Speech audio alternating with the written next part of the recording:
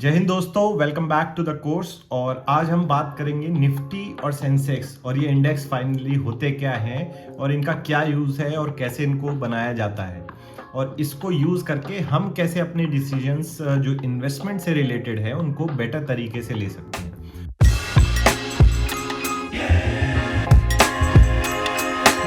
आगे बढ़ने से पहले अगर आपने पुराने वीडियोस जो नहीं देखे हैं, जिसमें हमने पुराने आईपीओ और बेसिक्स ऑफ स्टॉक मार्केट जो शुरुआत की थी, वो वाले वीडियोस अगर नहीं देखे हैं तो उनको जरूर देख लीजिए ताकि आपकी समझ जो है और बेहतर बनेगी इस नेक्स्ट एपिसोड में। तो आज शुरू करते हैं और जानते हैं निफ्टी और सेंसेक्स बेसिकली क्या है। तो दोस्तों अब हम आ गए हैं ज़ेरोधा के जो वार्सिटी है मॉड्यूल 1 के चैप्टर 7 पे। 7 जो चैप्टर है वो डील करता है स्टॉक मार्केट इंडेक्स से। अब स्टॉक मार्केट इंडेक्स का क्या महत्व है, तो सबसे पहले एक एग्जांपल के तौर पे जैसे इसमें समझाया गया है कि अगर आपको किसी सिटी की ट्रैफिक सिचुएशंस पता करनी है तो आप क्या करेंगे। अब हजारों रोड हैं सिटी में, तो उन हर रोड पे तो आप जाके देखेंगे नहीं कितना ट्रैफिक है, तो आप कुछ मेजर चौक और चौराहे और रोड्स तय करेंगे कि उन पे कैसा ट्रैफिक रहता है और उसके बेसिस पे आप जज करेंगे कि इस सिटी में ज़्यादा ट्रैफिक रहता है या कम ट्रैफिक रहता है या पीक टाइम पे ज़्यादा ट्रैफिक रहता है या नहीं रहता है। सिमिलरली जब हम इंडेक्स की बात करते हैं या स्टॉक मार्केट की बात करते हैं तो आज के टाइम पे बॉम्बे स्टॉक एक्सचेंज में 5000 लिस्टेड कंपनीज हैं और नेशनल स्टॉक एक्सचेंज पे 2000 लिस्टेड कंपनीज हैं। तो अब हर स्टॉक को अगर हम देखने जाएंगे कि कितना बड़ा घटा तो हमें परेशानी होगी कि कितना सारा डेटा हमें इवैल्यूएट करना पड़ेगा ये पता करने के लिए सिर्फ कि स्टॉक मार्केट ऊपर जा रहा है, नीचे जा रहा है, क्या ट्रेंड है, बेसिकली किस डायरेक्शन में जा रहा है, पिछले समय कुछ सालों में या कुछ समय महीनों में किस तरह के रिटर्न्स मिले हैं, किस तरह का परफॉर्मेंस रहा है स्टॉक मार्केट का। तो यही प्रॉब्लम दूर करने के लिए जो कुछ इंपॉर्टेंट कंपनी है डिफरेंट सेक्टर्स की, इंडस्ट्रियल सेक्टर की, उनको हम देखते हैं कि वो ऊपर जा रही है या नीचे जा रही है या फिर बीच में है या ज़्यादा कोई मूवमेंट नहीं हो रहा है। तो उसके बेसिस पे देखा जाता है कि बेसिकली मार्केट कहाँ जा रहा है। अब इसको करा कैसे जाता है, इसको करा जाता है इंडेक्स के फॉर्म में, जैसे निफ्टी और सेंसेक्स। अब निफ्टी सेंसेक्स क्या है, बेसिकली सेंसेक्स जो है S&P BSE Sensex, Sensex stands for sensitivity index, यानी कि कितना सेंसिटिविटी है मार्केट में, इसको BSE का एक स्टैंडर्ड इन्होंने इंडेक्स बना लिया है। और निफ्टी 50 जो है वो नेशनल स्टॉक एक्सचेंज का खुद का एक इंडेक्स है। और एक ऐसे ही सेक्टोरल लेवल पे फिर इंडेक्स होते हैं जैसे कि निफ्टी बैंक, जिसमें बैंकिंग सेक्टर की बड़ी बड़ी कंपनीज होंगी। अब आप यह बात करेंगे कि S&P क्या है। S&P basically standard and Poor's जो एक ग्लोबल क्रेडिट एजेंसी है, यानी कि फाइनेंशियल्स को क्रेडिट देने वाली एजेंसी है। क्रेडिट एज इन रेटिंग्स देती हैं कि ये अच्छी कंपनी है, इसके लोन्स वगैरह AAA रेटेड है। अगर आपने सुना हो, नहीं भी जानते हो तो कोई फर्क नहीं पड़ता। बेसिकली समझ लीजिए कि S&P एक कंपनी है, ग्लोबल क्रेडिट एजेंसी, जो ये इस तरह की मेथोडोलॉजी अपना के इंडेक्स बनाती है और उसी को जो है BSE को लाइसेंस दिया हुआ है ये सेंसेक्स वाला इंडेक्स बनाने का, उस मेथोडोलॉजी के बेसिस पे।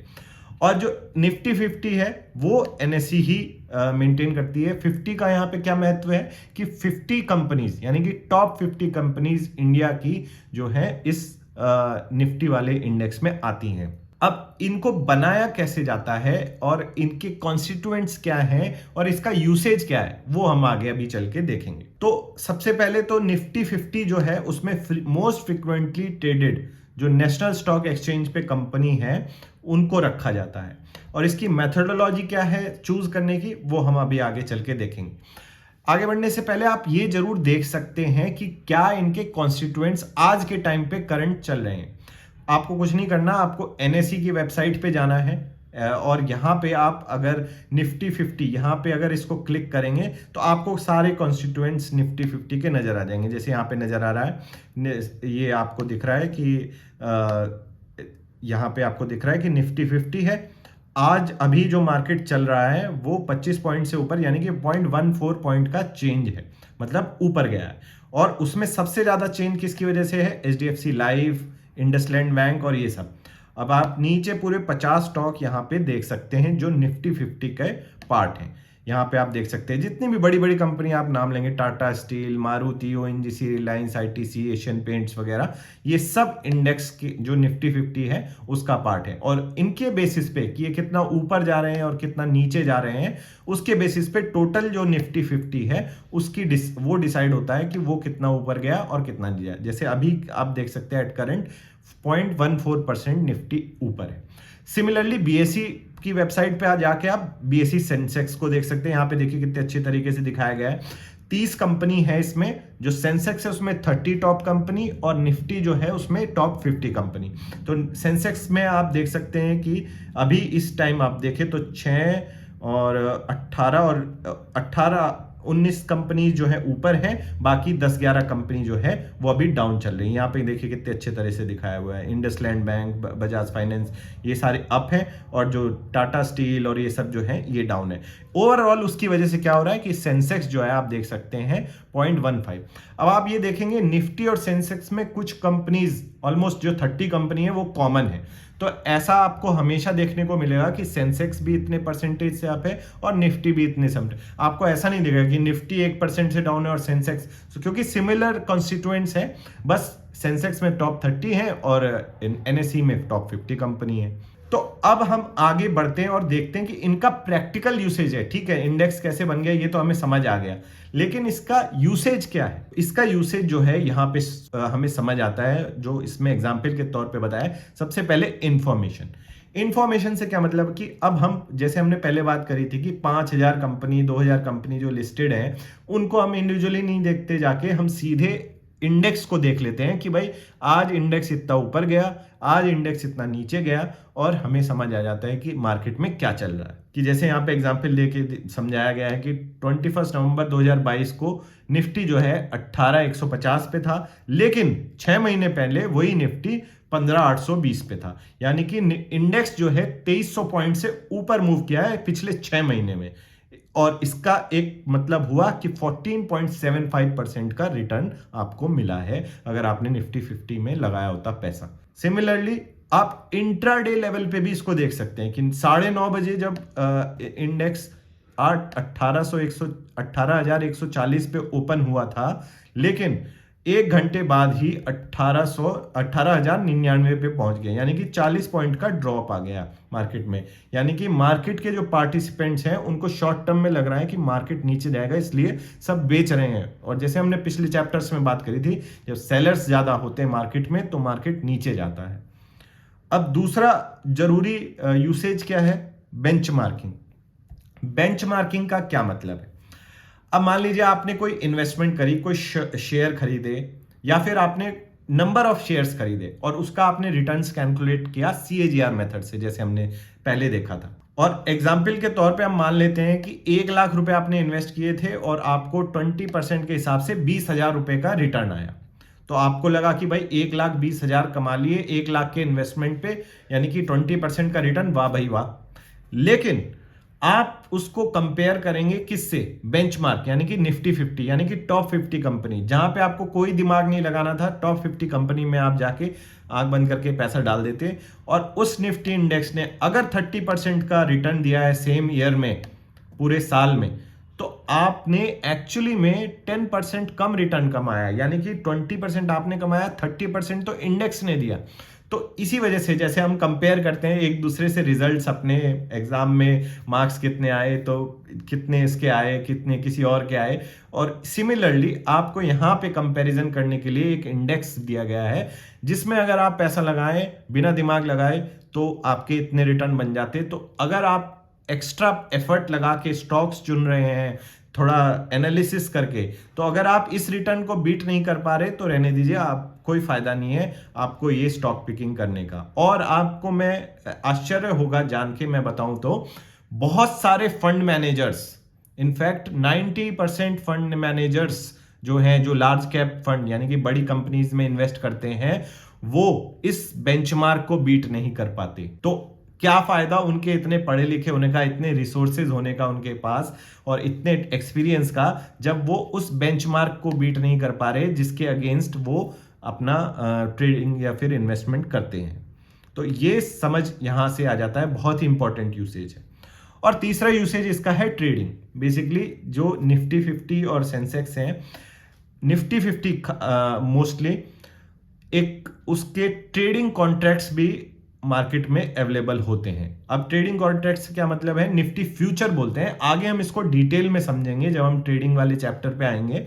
बट आप ये समझ सकते हैं कि इनको डेरिवेटिव बोला जाता है। डेरिवेटिव सेगमेंट होता है एक मार्केट के, यानी कि आप जो निफ्टी मूवमेंट कर रहा है उसके हिसाब से, अगर ये निफ्टी ऊपर जा रहा है तो आप पैसा कमाएंगे, अगर निफ्टी नीचे जा रहा है और आपने बाई किया हुआ है तो आप पैसा लूज करेंगे। तो ये इस तरह से ट्रेडिंग के लिए भी यूज किया जाता है और काफी पॉपुलर है। पर्सनली मैं भी इसी में ऑप्शंस और फ्यूचर्स में ट्रेड करता हूं। और चौथा यूजफुल यूसेज है इसका, जो है पोर्टफोलियो हेजिंग। अब पोर्टफोलियो हेजिंग से क्या मतलब है जैसे हमने पिछले एग्जाम्पल में बात करी थी कि मान लीजिए आपके पोर्टफोलियो जो आपने बनाया है, स्टॉक्स को चुन के 15-20 स्टॉक आपने चुने और उससे 20% के रिटर्न कमाए, लेकिन वहां पे हमने देखा कि 30% के रिटर्न तो इंडेक्स ने दिए थे।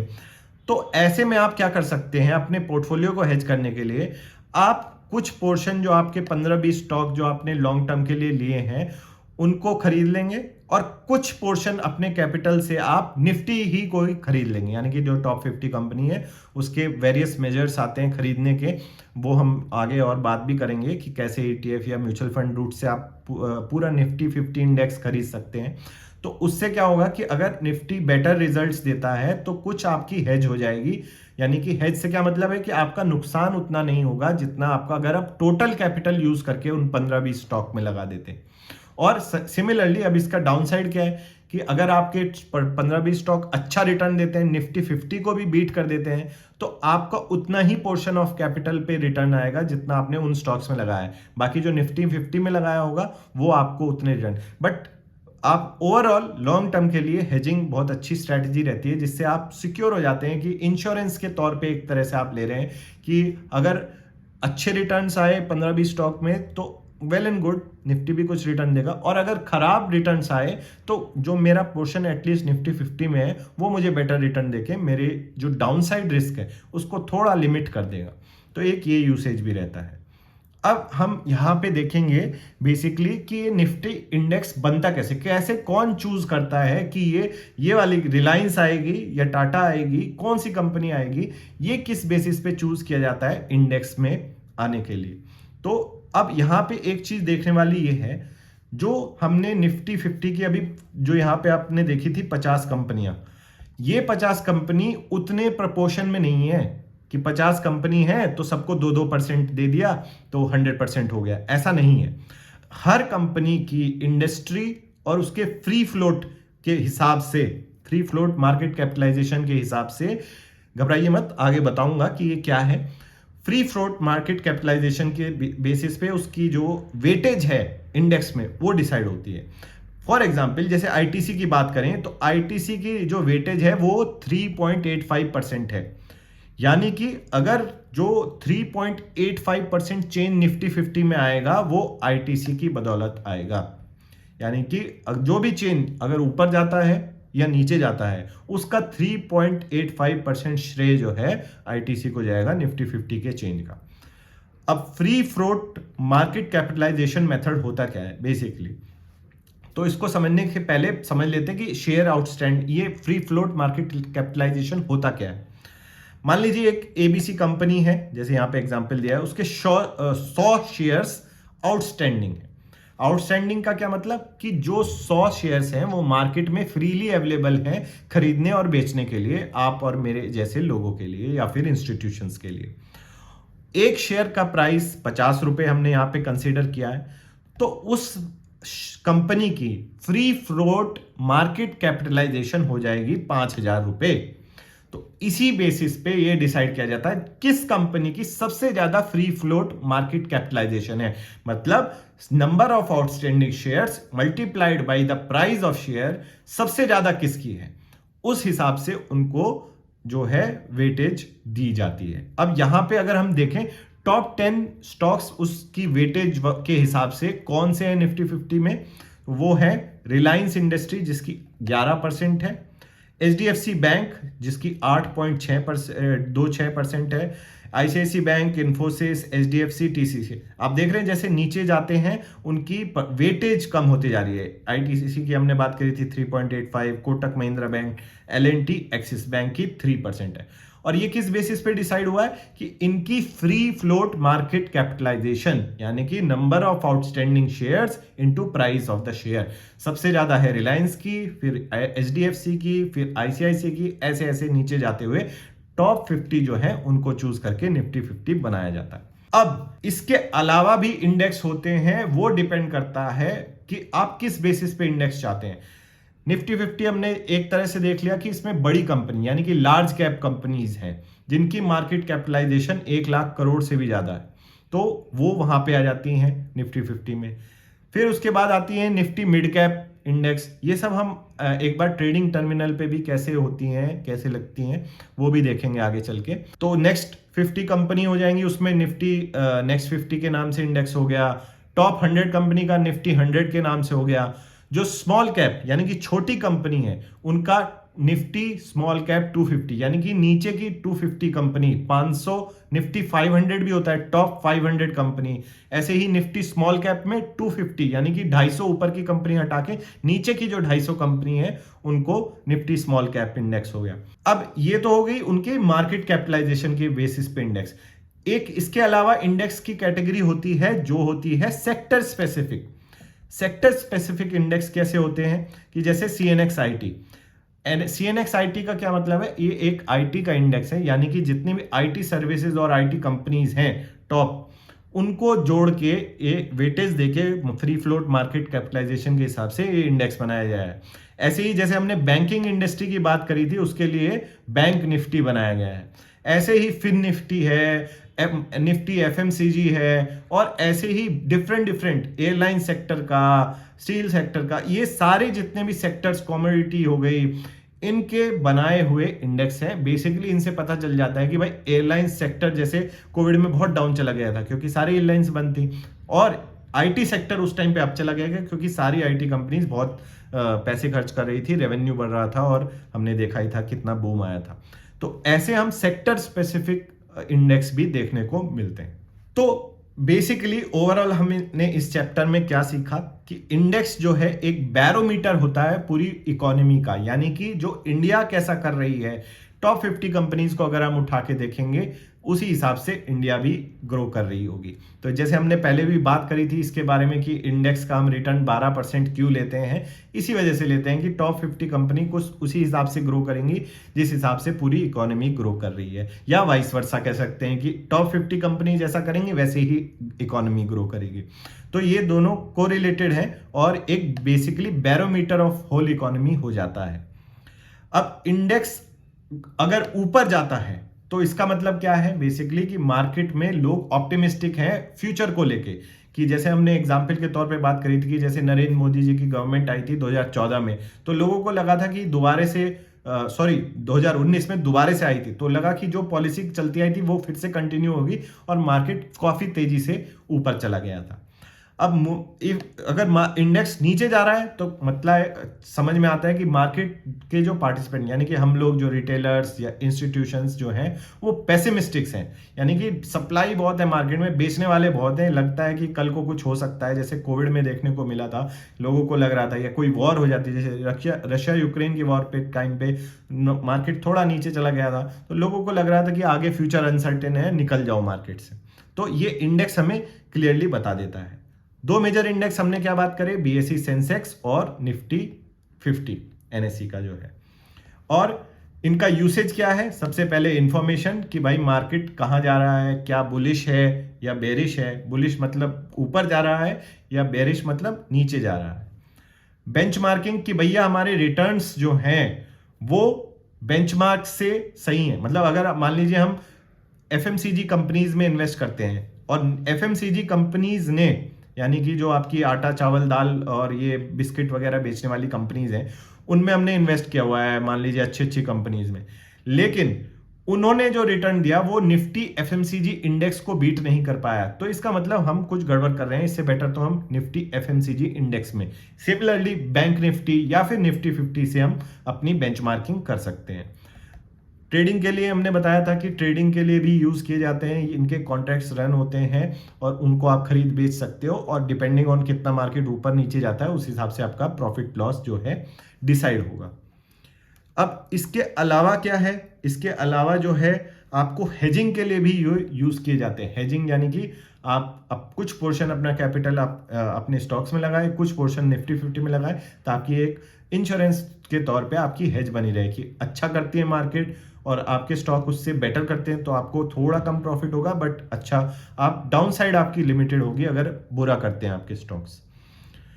उसके अलावा और आप खुद सोच सकते हैं कि क्या यूसेज हो सकते हैं और कमेंट करके जरूर बताएं। इंडेक्स ट्रेडिंग भी बहुत पॉपुलर है, जैसे हमने बात की और आगे चल के हम देखेंगे भी। और जो इंडेक्स के जो कंस्टिट्यूएंट्स हैं उनको कैसे डिसाइड किया जाता है, free float market capitalisation method जो हमने देखा। अब फ्री फ्लोट मार्केट कैपिटलाइजेशन कैसे होती है कि number of outstanding share into price of that stock, particular stock company जो है उसकी।